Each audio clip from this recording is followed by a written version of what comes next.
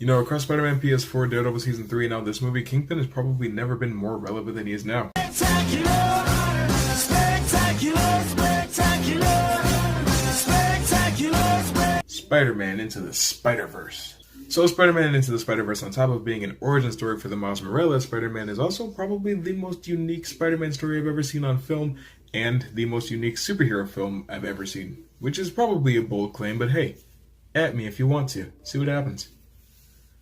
So in an effort to uncover a sinister plot by Kingpin to develop a collider that can open multiple universes, Peter Parker Spider-Man ends up getting killed at around the same time Miles Morales gets bitten by a spider and obtains magical spider powers.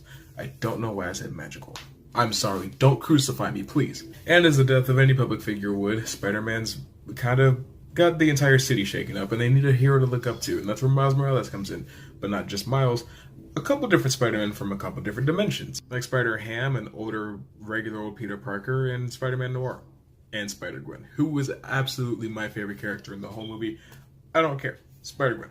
She's the one I wanted. But the longer the people from other dimensions stay in this dimension, the closer they are to, dying a horrible death.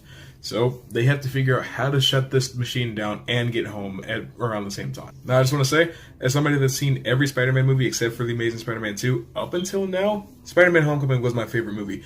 But this one is better at being Homecoming than Spider-Man Homecoming is. And let me explain what I mean by that. Some of the things that Homecoming goes for are done better here than in that movie. Let me explain myself. A high school teenage coming of age story, I think it's done better here. The story of trying to live up to your hero, but also your hero wanting you to be better than they are, I think it's done better here. Being given something and not knowing how to use it and then finding out that maybe that's not what you needed in the first place, done better here than in that movie. I don't know, maybe it's just, I don't know really why it's done better here than there, but it's welcome. Another thing, this movie is written by the same people that wrote the Lego movie, so of course it's going to be hilarious. This movie is very, very funny, but it's not just a silly comedy. It has heart and it has soul when it needs to be there. More so than I think Spider-Man Homecoming did. Every emotional twist, turn, or reveal hits you where you live, hits you right in the ribs, and it's just like, oh, Miles, I'm so sorry. And speaking of Miles, I wasn't a fan of Miles Morales as Spider-Man until this movie came out. I honestly hated the character. I thought he was lazy, uninspired, and pretty bad. But this movie takes everything that I hated about the character and reworks it, and instead of it being a weakness, it's now a character strength. And I'm not saying that Miles Morales is my favorite Spider-Man, but I like him. He's a cool character now. Thanks, Chris Lord and Phil Miller. Phil Lord and Chris Miller.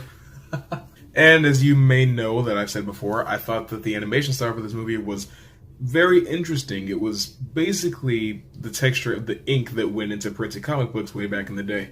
So to see that come to life, it's one of a kind for me, honestly. I loved that. I couldn't get enough of it. Or the soundtrack. The music in this movie is phenomenal. And I don't know if it's because it's by a bunch of rappers because the main character is black, but I think that the rap music fits the vibe of this movie. I don't think it's a race thing. I think it's just the atmosphere that they created for this movie. Rap and hip-hop music fit the best. So I hope that doesn't become a race thing out in the world.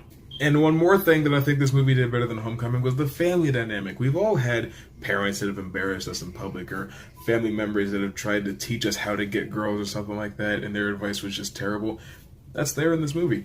You feel it. It's just like Miles is just a straight-up regular kid who's also an artist and has trouble expressing himself, and then he gets spider powers. The target audience of this movie can relate to almost all of that, just without getting spider powers. And something that I find interesting is that this movie has 6 spider people and roughly 6 or 7 villains, but it never feels like it's so busy that you can't keep track of what's going on. It's never cluttered. It's always moving. It never really slows down. I may have exaggerated the villains number now that I think about it. It may have been 4 or 5, but it doesn't matter. Regardless, it never feels like it's so congested that it doesn't know what it wants to do. Tonally, it's completely self-aware, and it does everything that it tries to do exceptionally well. And as badly as I want to give this movie a spectabulous, it's not as good as it would need to be a spectabulous. There's nothing bad about it that pulls it down. It's just there's nothing good enough that pushes it up. Does that make any sense? You can't be upset that I'm going to give it a buy it on Blu-ray. I mean, come on. And with that, Spider-Man Into the Spider-Verse is worth watching and 100,000,000% worth buying on Blu-ray. and I will, and you should. So, Spider-Man Into the Spider-Verse, have you seen it? What did you think about it? And beyond that, what's your favorite Spider-Man movie? Whatever it is, whatever you think, comment below and educate me. And as always, if you like what you've seen and you want more videos from me, just click the screen right in front of you, anywhere, or tap, whichever one fits you, honestly. You do you, sister, or brother. I'm gonna stop talking now.